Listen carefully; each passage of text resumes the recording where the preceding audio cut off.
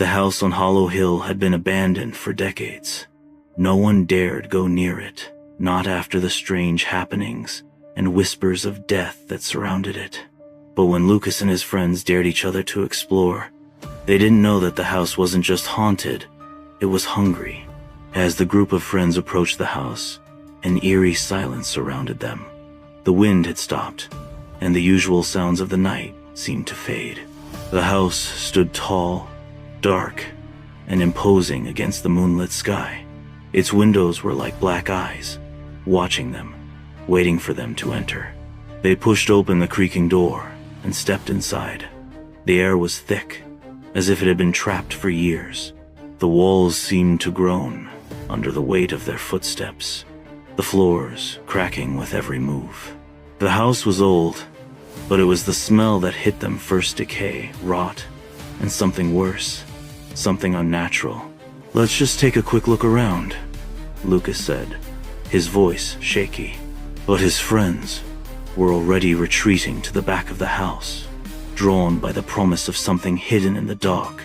As they explored, strange things began to happen. The shadows moved on their own, flickering in and out of sight. Whispers echoed through the halls, voices too soft to understand, but too clear to ignore.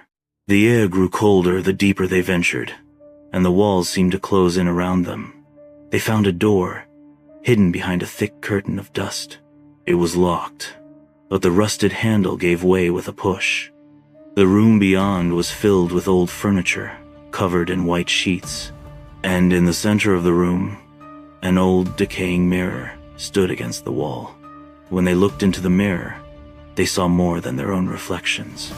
The glass twisted, and their faces distorted, as if the house was showing them something else, something that wanted to come through.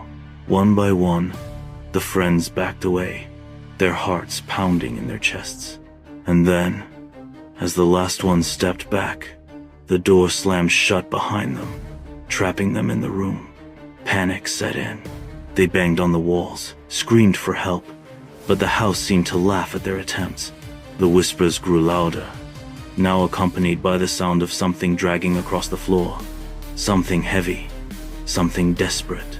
Then, as the house began to shake, Lucas felt a cold hand grip his shoulder. He spun around, but there was no one there.